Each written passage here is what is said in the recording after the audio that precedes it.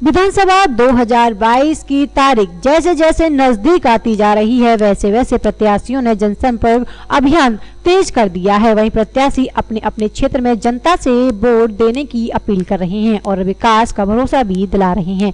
इसी क्रम में रविवार को मथुरा वृंदावन विधानसभा क्षेत्र के कांग्रेस प्रत्याशी प्रदीप माथुर ने नए बस स्टैंड से मवाली रोड तक जनसंपर्क किया और जनता जनार्दन से अपील की कि हाथ के पंजे पर मोहर लगाकर प्रत्याशी को विजयी बनाएं। एवं जनसंपर्क के दौरान सैकड़ों की संख्या में कांग्रेसी कार्यकर्ता मौजूद रहे। जनसंपर्क के बारे में जानकारी देते हुए मथुरा वृंदावन विधानसभा क्षेत्र से कांग्रेस प्रत्याशी प्रदीप माथुर ने बताया कि सत्ता में उनकी सरकार आते ही है तो वह बेरोजगार युवकों को रोजगार दिया जाएगा। उन्होंने लोगों को भरोसा भी दिलाया कि कांग्रेस पार्टी जो वादा करती है उसे पूरा करती है। उन्होंने कहा उन्हें ब्रजवासियों का आशीर्वाद मिल रहा है। देखिए हमारे संवाददाता से एक खास बातचीत।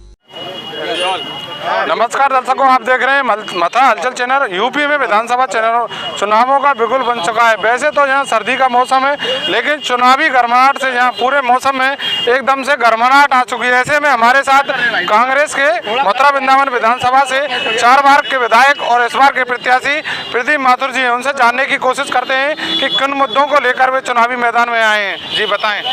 देखिए, मुद्दे ही मुद्दे हैं और सबसे बड़ी मुद्दा है उपलब्धता का मुद्दा। गत 5 साल पहले मथुरा की जनता से गलती हो गई थी।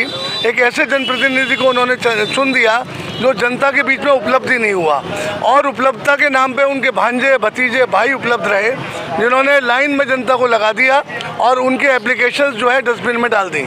विकास के नाम पे मंत्री ने कोई काम नहीं कराया। मथुरा में जितने भी काम हुए, चाहे वो तमाम रेलवे क्रॉसिंग के ऊपर पुल हो, चाहे यमुना नदी पे पुल हो, चाहे वृंदावन में पुल हो, चाहे स्टेडियम की बात हो, चाहे ऑडिटोरियम की बात हो, चाहे वृंदावन में सब्जी मंडी, फूलों की मंडी की, अनाज मंडी की बात हो, चाहे यहाँ की चौड़ी चौड़ी सड़कों की बात हो, इन सब व्यवस्थाओं को हमने कराया।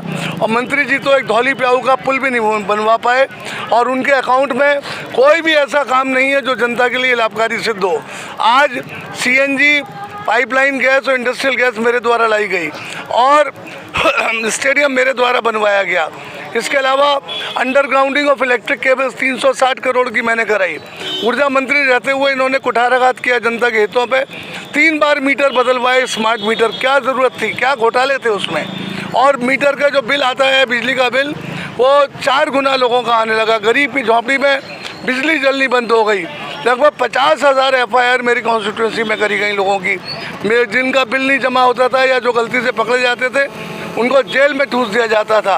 तानाशाही रवैया, बिल्कुल अंग्रेज़ों जैसा शासनकाल। हालात बद से बदतर हो गए। महंगाई 7वें आसमान पे। सिलेंडर के दाम 450 से 950 कर दिए। गैस, वो डीजल और पेट्रोल सैकड़ा पार कर। गरीब लोगों को गैस सिलेंडर दिया। वो गैस सिलेंडर का झुंझुना तो पकड़ा दिया, पर 1000 रुपये की गैस वो कहाँ से भरवाएंगे गरीब।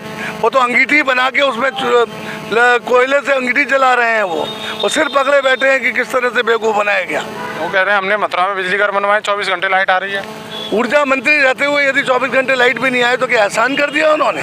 हमने MLA होके तमाम काम करा दिए, कोई एहसान नहीं है ऊर्जा मंत्री का। ऊर्जा मंत्री ने महंगे बिलों का, महंगी बिजली का इतना बड़ा थप्पड़ मारा कि पूछिए मत।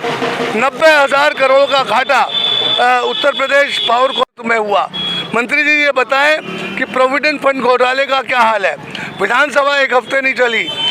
इंडियन दीवान हाउसिंग फाइनेंस लिमिटेड को पैसा क्यों दे दिया? 500 करोड़ की रिश्वत क्यों खाई गई? उसका जवाब दीजिए मंत्री जी। भ्रष्टाचार आपके रगों में बसता है। आपने मथुरा वृंदावन देहात को बर्बाद कर दिया। यमुना शुद्धिकरण को लेकर क्या कहना चाहेंगे? यमुना शुद्धिकरण के नाम पर हमने तो गोकुल बैराज बनवाया। हमने हमारे तत्कालीन प्रधानमंत्री राजीव गांधी जी के समय में हमने यमुना को यमुना एक्शन प्लान बनवा के गंगा एक्शन प्लान में जुड़वाया। फिर उसके बाद हमने सीवेज पंपिंग स्टेशंस लगवाए, सीवेज पंप ट्रीटमेंट प्लांट बनवाए। इनकी जल संसाधन मंत्री उमा भारती जी झूठ बोल के गई कि हम यमुना जी को साफ कर देंगे। आज उनकी सरकारें दिल्ली में, हरियाणा में, उत्तराखंड में ये उत्तर प्रदेश में है। हथनी कुंड से पानी क्यों नहीं ला के देते? उस ज़माने में बड़ा बड़े आंदोलन करते थे वो। इनके ऊर्जा मंत्री ने कहा था कि हम 31 अक्टूबर तक यमुना साफ कर देंगे, नालों को टैप कर देंगे। फिर वही जुमलेबाजी आदत से मजबूर, झूठ बोलने को मजबूर, जनता को बहकाने के अलावा इन्होंने कुछ नहीं किया। अब जनता ईंट का जवाब पत्थर से देगी इनको। कांग्रेस ने अपना मैनिफेस्टो जारी कर दिया, मथुरा के लिए क्या खास है? मथुरा के लिए तो हम खास हैं। मथुरा का दिल्ली के मैनिफेस्टो से कोई मतलब नहीं है। जो भी सरकार बनेगी उससे हम विकास के लिए काम ला के देंगे और जनता हमें पिछले 20 सालों में काम करते हुए देख चुकी है। मथुरा में बारिश आती है तो जो सड़कें हैं नाले में तब्दील हो जाती है सभी। ये नगर निगम से पूछिए, नगर निगम हमने इसीलिए बनवाया था। भारतीय जनता पार्टी के नाम मेयर काम कर रहे हैं। मंत्री जी तो मेयर के कामों के उद्घाटन खुद करते हैं, उन्होंने खुद, उनके पास उद्घाटन करने के लिए कोई काम नहीं था। मथुरा में किससे मुकाबला मानते हैं आप? कोई मुकाबला नहीं, रास्ता साफ है, बाकी सब चारों खाने चित। तो आपने देखा किस प्रकार से कांग्रेस के प्रत्याशी प्रदीप माथुर ने मथुरा अंचल से खास बातचीत की और उन्होंने बताया कि जो भाजपा सरकार है वो सिर्फ जुमलेबाजी करती है, उन्होंने जमीनी हकीकत पर कोई भी कार्य नहीं किया। चुनावी अपडेट देखने के लिए आप जुड़े रहिए मथुरा अंचल के साथ। तुम्हें हुआ मंत्री जी ये बताएं कि प्रोविडेंट फंड घोटाले का क्या हाल है? विधानसभा एक हफ्ते नहीं चली, इंडियन दीवान हाउसिंग फाइनेंस लिमिटेड को पैसा क्यों दे दिया? 500 करोड़ की रिश्वत क्यों खाई गई? उसका जवाब दीजिए मंत्री जी। भ्रष्टाचार आपके रगों में बसता है। आपने मथुरा वृंदावन देहात को बर्बाद कर दिया। यमुना शुद्धिकरण को लेकर क्या कहना चाहेंगे? यमुना शुद्धिकरण के नाम पर हमने तो गोकुल बैराज बनवाया।